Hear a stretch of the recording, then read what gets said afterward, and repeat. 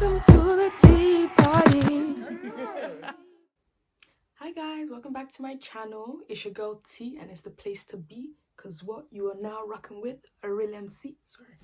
Alright, so today guys, what we're gonna be doing is we're gonna be discussing university housing.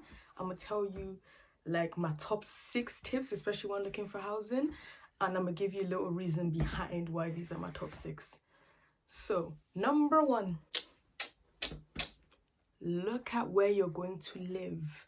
Yes, this sounds very basic. Yes, this sounds like common sense. It's not. I made that mistake, especially in first year. So I was meant to live on campus. Things went astray. Things just did this, that, and the third. So I ended up not living on campus. So about 2 weeks before I was going to uni, I was homeless. And I'd start looking online. And bear in mind, my uni's not close. Mine is 3 hours away from where I live. So I'm there searching online, trying to find somewhere, and I find a place, I book it, put my deposit down, not thinking. So drove up there, got to the place I was meant to live in the house, and no. So how can I enter? So I was going to my room, I was like, oh, where's my room? To like the people that were living there. And they were like, yeah, I should just pass the kitchen. And I looked straight down and there's just a door in between the sink and the fridge, and that was where my room was. So there's me thinking, okay, it's gonna be like, let's have the best, like, you know, optimistic. How can I open the door and the door doesn't fully open? So I open it and it just slaps against something. So I'm like, oh, maybe there's something behind it. There was. It was meant to be my table where I was meant to work. So the door doesn't open because there was a table behind it. And you can't move the table because it was screwed into the wall. So first things first, I couldn't access my room fully. And right opposite from where the table was, there was my singular cupboard, as in I had one cupboard. And the gap between where that table was and that cupboard wasn't even the span of my hand. So I could like literally, if I opened my cupboard door, I couldn't open my room door, and vice versa. So, and it was bad, guys. It was really bad. And like the full length of the room, like the space I had to walk in, was maybe about 4 steps from my door to my bed. So I had no space, I had no cupboards. Most of my stuff in first year stayed in my boxes and my Ghana Must Go and everything. Like I came there to live out of my boxes. I would say this, look at the room. Even if you have to get the agency to do a virtual tour and they take you around on FaceTime or something, look at the room. The photos they have on the website are photos of the best ones they have. They're not going to show you the rickety place they're going to throw you in. I went there and I was very, very upset, especially for the price I was paying. I was very, very upset. So yes, look at the room before you go. Number 2. This is more for like if you're going into second year, third year, and onwards. Kind of live with people you know you're going to be happy with. Now, if you're like me, sometimes you don't do people and you know like you want to like live alone. Live alone. Find a self-contained apartment. Live by yourself. But if you are going to live with people, like I did for the other 2 years of my life at uni, live with people that you're comfortable with. Make sure, like, important, their cleanliness level is on the same level as yours, because I'm telling you, people are disgusting.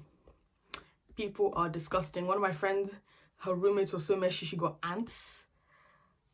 I had mold growing in a cup because one of my housemates refused to wash dishes, so I just had mold growing in cup. The cup was there for like 3 weeks. And it wasn't just the cup, there were plates and there were pots. Yeah, I'm sorry, I'm having PTSD. But yeah, like, please, if you can, check who you're going to live with. Make sure you're comfortable. Like, don't just move in with people you barely know, or just because, you know, you want to live with friends. If those friends are not as clean as you, don't do it. Now for number 3. So really important, please please, please, if you plan on living with you and 2 other friends, find a 3-bedroom house. Don't settle for something that's a 4-bed, because you are going to get a random person living with you. And like I've said in point number 2, you don't know how clean they are. For 2nd and 3rd year, I had a random girl living with me and my friends for 2nd and 3rd year, specifically 2nd year. Guys, it took every day. It took my friend having to hold me back, because people are dirty. I had oil stains on tables. Like, this girl, like, especially in 2nd year, this girl kept stealing all my cutlery. I'll come back, I'm like, where's my cup? I'll ask my friend, like, oh, you see my cup? She's like, no. You see my cutlery? Nah. You see my pot? Nah. Did you use my pot? Nah. Come to find out, one day I just said, you know, I'm tired, and I know it's not my friend doing it. I confronted the other girl in my house. Why did I just see a pile of all my plates, my cups, my pots that she had used and refused to wash in a corner of her room? Like, do you know how dirty you are to just leave? First of all, you didn't even ask me to use my property.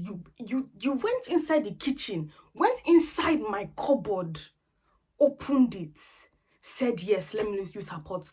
Bear in mind, this girl was in like 4th year. So how did you survive 4 years of uni with no pot or pan? Please, that you will now want to come and take a 2nd year's pot and pan to cook your food. Do you know things? I don't have a problem if you use my stuff. Tell me. Let me know in advance that you're going to touch my stuff. And then it's the fact that you don't clean it afterwards, and it's just balancing there. Bear in mind, I was missing pots, pans, and plates, and this girl was denying it left, right, and center. To the day I just had to go knock. And it came a point where she kept doing it. And I remember one time she left the house and she went home. I went to her room, entered, I just saw all my stuff on her floor.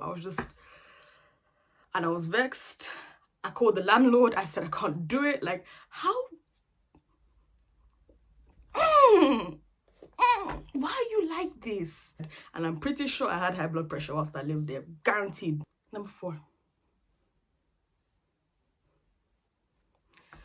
Okay, I'm telling you this now. Don't come and do relationship living. Now, what I mean by relationship living is, let's say you've gone to uni, you now have a man, you're thinking, yes, this is going to be great, we're going to live together. Don't do it. Live with your friends, don't do it. Because let's say now, God forbid, you enter this relationship and you signed contract, you've paid like non-refundable a deposit, and now you break up. Now you're living with your ex for a year. What are you going to do? What are you going to do? Now you're uncomfortable because one of them is bringing back other people into the house and you're just sitting there like a fish. Don't live with your man or your girl. It is not wise. And things that when you argue now, where are you going to go? You're in the same house. Yes, you can go to your friends, but do you know what? Your stuff is there. Now you have to come back and you have to see them. Just live with your friends, go over, visit. If you want, go and stay with him for 2 weeks or stay with her for 2 weeks. When they vex you, come back. Don't come and live together, because I only see that as it's going to go messy from there. Like, that's my personal opinion. Don't do it. I have seen it, and I have seen people cry. And this is how you end up housing, your friends end up housing you for a whole year. Don't do it. Oh, I love these earrings though. Number 5 of Codename Kids Next Door. Great show. Always wanted to be her. So yeah, number 5. I forgot my point. Please Google the name of the streets. This is something I learned in 3rd year, that you need to check the road you live on. Cause me, I'm just there. Like, the road looked a little. Okay, I won't say it looked a little suspect. It's near a secondary school and a college. So I'm thinking, this has to be a nice area. Like, there's not much going on there. When you eventually come in here, like, you've already signed contract, you've moved in, and you be hearing ambulance every other week just going up and down your road, and you're just like, or you hear police and you're just like, And in third year, we came to find out that the guy that lived there the year before us was actually held at gunpoint by our neighbor's grandson for no apparent reason. The guy literally, he had never seen the grandson, never talked to him, just no relation to this person whatsoever. And in the middle of the night, someone knocks on your door, you come out, he came out the shower, came to open the door, and there's a gun. Do you know it is illegal to have gun in this country? And someone just has it pointed in your face. Nah, G. If you can, ask the people that already live there, like, how is it like living here? What are the neighbors like? Do your research on where you're going to live, because second year I had a similar thing. The area was beautiful. There was a little like play area in front of the house. Kids will play there, and I'm like, why is it so cheap? Why is it so nice to live here? Come to realize we're near the dump. So like once a week, after they'll take twice a week, they'll take the dump for like the trash from people's like different areas, and twice a week it smelled like garbage. And so you just like, you have your window open, like let's say, I think been there on one of those days, or like Tuesday, open your window Monday night to be sleeping. By what 9 a.m. on Tuesday, you're just perceiving different odors, different aromas just wafting through your window because you live near the dump. And finally, number 6. Wait, that's 10. Number 6. Please check the proximity of where you live to where you need to go. So specifically, university students, don't listen to when they say, yeah, it's a 15-minute bus ride. In first year, they told me it was this 15-minute bus ride. And when they meant 15 minutes, they meant 15 minutes if the bus only picks you up, we make all the green lights, there's no other cars on the road, and everything is perfect. At some point, it took me an hour to get to uni. Don't be lied to. If you can, maybe on a day off, like during rush, like go to that area during rush hour, try and get the public transportation there. Maybe try, if you drive and you're lucky enough to have the car, please drive and see how far it is, or see how quickly you can get there. Because if you decide, I'm just gonna try out, I'm gonna trust it's fine, you only go there when it's like let's say a Wednesday, like lunchtime, when no one's going anywhere, my dear, you are in for disappointment. You are in for tears. You will cry. Because I, to this day, do not believe I sat on a bus for an hour, got so vexed, missed my tutorial. Alright guys, thank you so much for tuning into another video. I hope you found it informative. Please don't make the same mistakes that I have, because my dear, I make many mistakes and most of them are catastrophic. But yes, thank you. Tune in again. Please like, subscribe. Wow. So guys, please like, subscribe, and share this video with your friends. Peace out.